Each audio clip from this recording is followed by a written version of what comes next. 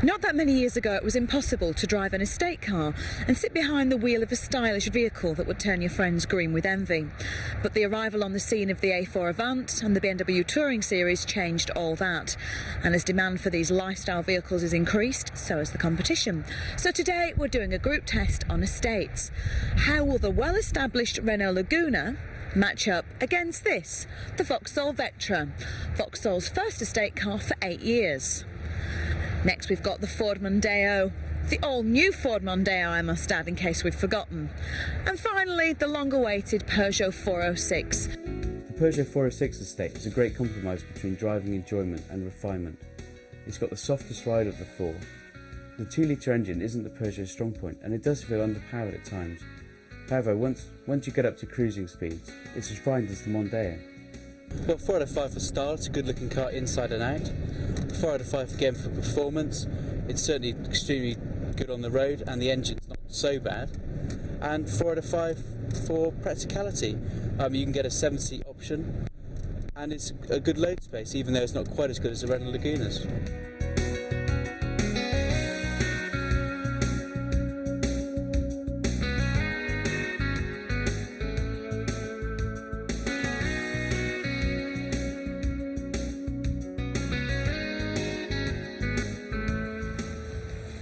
This is the long-awaited replacement for the 405 estate, and the 406 has excellent versatile load space.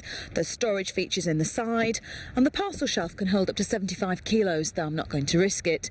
And don't forget there's the option of the 2 seats in the boot, although to be honest, from having sat in them, I know which one's got the most headroom. The Renault Laguna is the also-ran here. It's the least powerful and has only got an 8-valve engine. As a result, it's the slowest and least refined of the four. The Laguna is also let down by its ride and handling.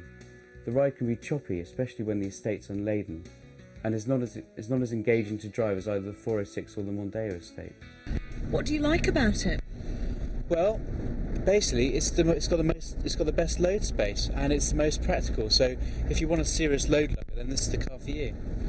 So versatility really is the key with it, is it? Absolutely. It's got an excellent load area and also it's got the option of 7 seats, so you can have an extra row of seats in the back. Of all the estates, the Renault has the most load space, and this version, like the 406, comes with the extra 2 seats in the rear. One good thing that this has that the others don't is not just a heated rear windscreen, but heated side screens as well. Although it's not always a crucial factor when you're picking a estate, the Mondeo is the most engaging car here. It's got fantastically sharp and evolving steering and has great body control. As a result, it's the most fun to punt around B roads, but is equally at home on the motorway where a tall 5th gear gives you extra cruising refinement. So how does the new Mondeo estate compare? Well, very good. They've made it better to drive, even though they haven't made it better estate. It's got no extra luggage capacity than the old one had. Could you have got much more in?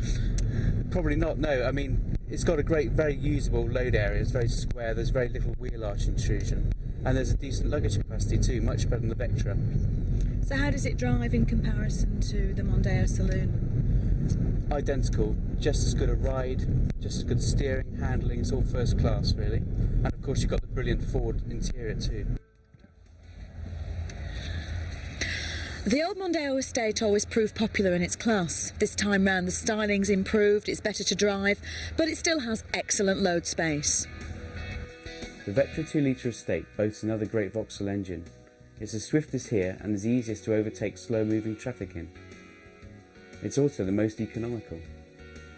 Unfortunately, the Vectra doesn't exactly dazzle when you push it hard on a B road.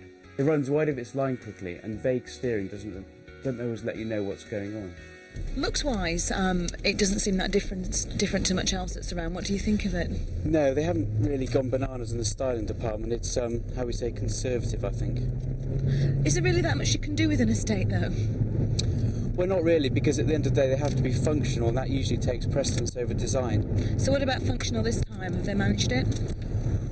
Well, in some regards, yes, but unfortunately, the Vectra estate doesn't have the same load capacity as some of its rivals, for instance, the Ford Mondeo and the Renault Laguna and the new Peugeot 406 that we're also testing. So that lets it down, do you think? Absolutely, yes. It's down in the cubic feet department by at least 2 cubic feet, which at the end of the day is not great if you want to use it as a working vehicle. Well, Chaz, at the end of a wet, windy and cold day, perfect really for testing estates. What have you gone for? What decision have you made? Well, there's no doubt about it, the Peugeot 406 and the Ford Mondeo are the driver's choices, but it boils down to the fact that if you want the maximum load capacity possible and the best value for money, you have to pick the Renault Laguna. Sounds good to me. I've had enough. I'm cold, wet and miserable. Keys, please. You can have that.